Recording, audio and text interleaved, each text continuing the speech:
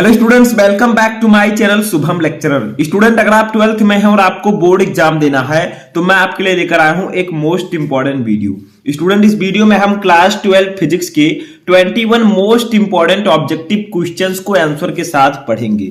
यानी कि इस वीडियो में हम 12th फिजिक्स के 21 महत्वपूर्ण बहुविकल्पीय प्रश्नों को आंसर के साथ पढ़ेंगे।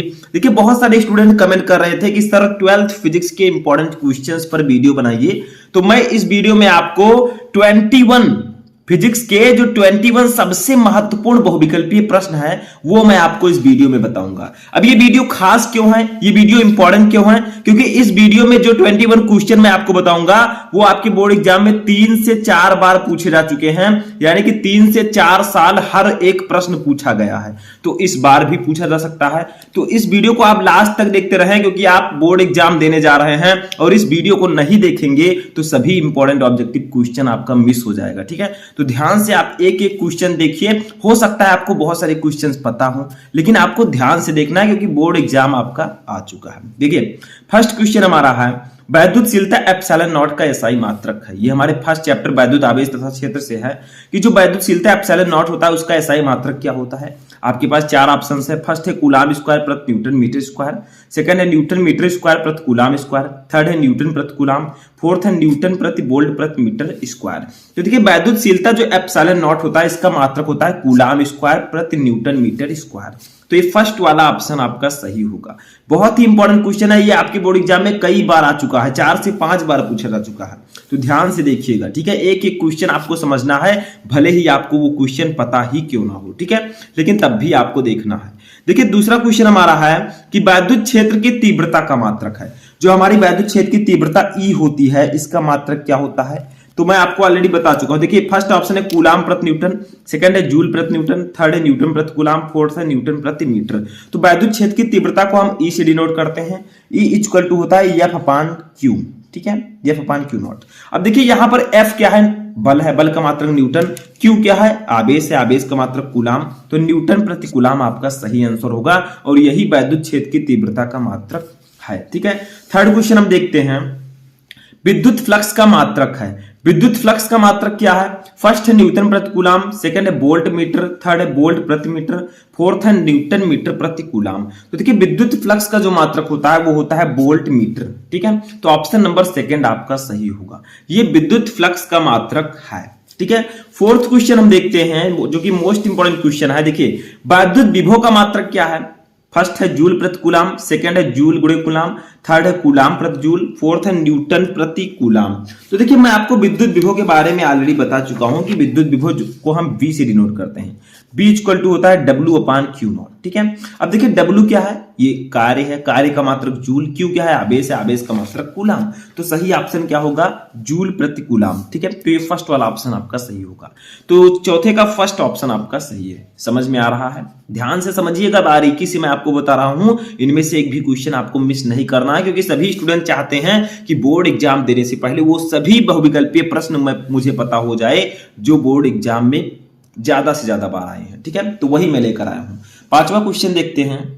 तो देखिए, पांचवा क्वेश्चन हमारा है कि एक बेलनाकार चालक की प्रतिरोधकता एवं विशिष्ट चालकता का गुणनफल निर्भर करता है। वो किस पर निर्भर करता है? फर्स्ट है तापक्रम पर, सेकंड है पदार्थ पर, थर्ड है प्रच्छेद क्षेत्रफल पर, फोर्थ है इनमें से कोई नहीं। तो एक बेलनाकार चालक की प्रतिरोधकता एवं विशिष्ट चालकता का गुणनफल जो है वो ना तापक्रम पर निर्भर करता है, ना ही पदार्थ पर, ना ही अनुप्रस्थ प्रच्छेद क्षेत्रफल पर, यानी कि इनमें से किसी पर भी वो निर्भर नहीं करता। तो ये फोर्थ वाला ऑप्शन आपका सही होगा। 6 नंबर क्वेश्चन है एक परिपथ से रिलेटेड क्वेश्चन। देखिए, दिए गए चित्र में किसी परिपथ के भाग में दर्शाई गई है, तो धारा आई का मान क्या होगा? देखिए, यहां पर धारा का मान दर्शाया गया है। यहां से ये चली, ठीक है, 2 वायर यहां से आए, एक 4 एम्पियर इसमें धारा, इसमें 2 एम्पियर, ठीक है, यहां तक आई, 1 एम्पियर बाहर निकल गया, यहां पर 1.3 एम्पियर बाहर निकल गया। तो ये जो आई है इसकी वैल्यू कितनी होगी? फर्स्ट ऑप्शन आपका है 1.7 एम्पियर, सेकंड है 3.7 एम्पियर, फोर्थ है 1.3 एम्पियर, फोर्थ है 1 एम्पियर। तो देखिए, सिंपल है। देखिए, यहां से 4 एम्पियर की धारा आई, यहां से 2 एम्पियर, यानी कि 6 एम्पियर की धारा अब यहां रेड जो मैंने दर्शाया इधर से जा रही है 6 एम्पियर, ठीक है। एक इधर निकल गया, 5 बचा, थोड़ा और आगे आएंगे, 1.3 इधर निकल गया, तो 5 में से 1.3 घटाएंगे तो जो बचेगा वो होगा आई का मान, तो बचेगा 3.7 एम्पियर। जब आप 5 में से 1.3 घटाएंगे तो 3.7 बचेगा और यही हमारा आंसर होगा। बहुत ही सिंपल सा क्वेश्चन था, ठीक है। 7 नंबर क्वेश्चन देखते हैं। चुंबकीय क्षेत्र की तीव्रता का मात्रक क्या होता है? बताइए इनमें से कौन सा मात्रक चुंबकीय क्षेत्र की तीव्रता का है? फर्स्ट है वेबर गुणे मीटर स्क्वायर, सेकंड है वेबर प्रति मीटर स्क्वायर, थर्ड है वेबर, फोर्थ है वेबर प्रति मीटर। तो इसका राइट आंसर होगा ऑप्शन नंबर सेकंड, वेबर प्रति मीटर स्क्वायर। चुंबकीय क्षेत्र की तीव्रता का मात्रक वेबर प्रति मीटर स्क्वायर होता है, तो ये सेकंड ऑप्शन आपका सही होगा। 8 नंबर क्वेश्चन है कि 1/√μ0 का मात्रक क्या होता है? तो मैंने आपको पहले ही बता दिया है, ध्यान दीजिए थोड़ा सा, कि 1/√μ0 जो होता है ये c के बराबर होता है। और c क्या है? c है प्रकाश की चाल। c क्या है? ये है प्रकाश की चाल, ठीक है, प्रकाश की चाल।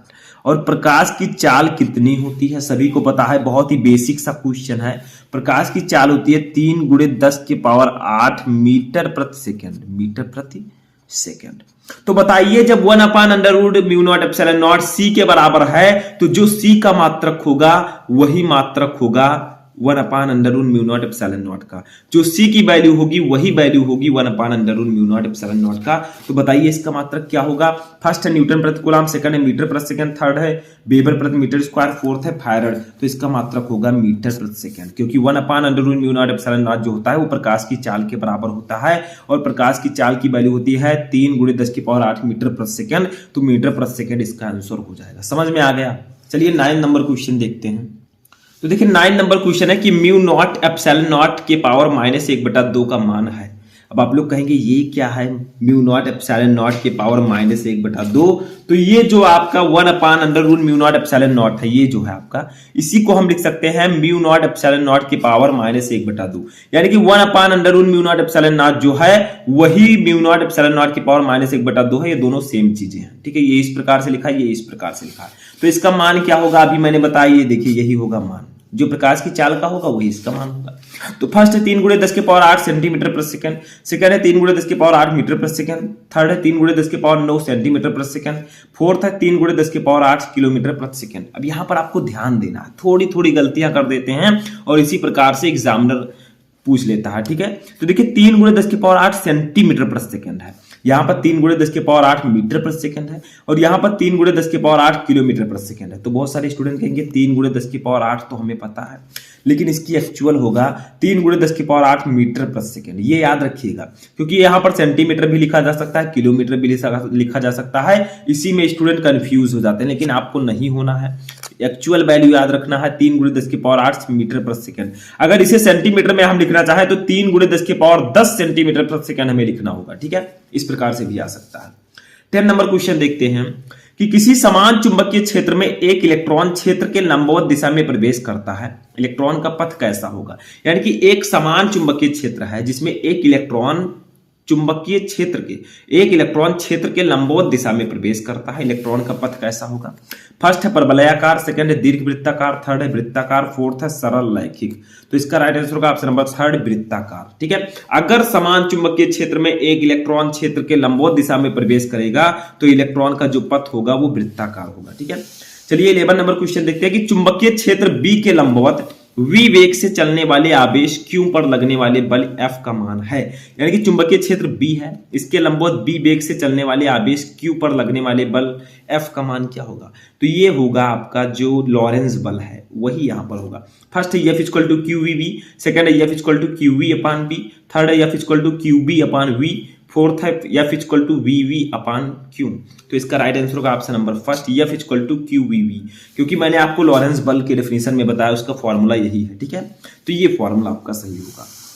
12 नंबर क्वेश्चन देखते हैं कि चुंबकीय आघूर्ण का मात्रक है। चुंबकीय आघूर्ण का मात्रक क्या होता है? फर्स्ट है न्यूटन प्रति एम्पियर मीटर, सेकंड है एम्पियर मीटर स्क्वायर, थर्ड है वेबर प्रति मीटर स्क्वायर, फोर्थ है हेनरी। तो इसका राइट आंसर होगा option number second, ampere metre square. चुंबकीय आघूर्ण का मात्रक एम्पियर मीटर स्क्वायर होता है, तो सेकंड वाला ऑप्शन आपका सही होगा। समझ में आ गया? चलिए नेक्स्ट क्वेश्चन देखते हैं। नेक्स्ट क्वेश्चन हमारा है कि किसी स्थान पर पृथ्वी के चुंबकीय क्षेत्र के क्षैतिज तथा ऊर्ध्वाधर घटक बराबर हैं, उस स्थान पर नतिकोण का मान क्या होगा? मान लीजिए कोई स्थान है जिस पर पृथ्वी के चुंबकीय क्षेत्र के क्षैतिज और ऊर्ध्वाधर घटक दोनों बराबर हो, तो उस स्थान पर नतिकोण का मान क्या होगा? फर्स्ट है 0 डिग्री, सेकंड है 45 डिग्री, थर्ड है 60 डिग्री, फोर्थ है 90 डिग्री। तो इसका राइट आंसर होगा ऑप्शन नंबर सेकंड, 45 डिग्री। यदि किसी स्थान पर पृथ्वी के चुंबकीय क्षेत्र के क्षैतिज और ऊर्ध्वाधर घटक बराबर हों तो उस स्थान पर नतिकोण का मान 45 डिग्री होगा। तो इस सेकंड ऑप्शन आपका सही है।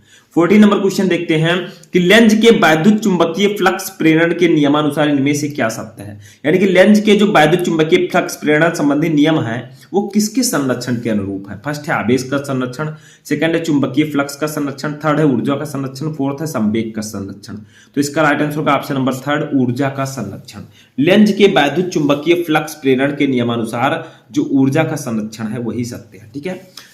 15 नंबर क्वेश्चन देखते हैं कि लेंज का नियम किसके संरक्षण के अनुरूप कार्य करता है?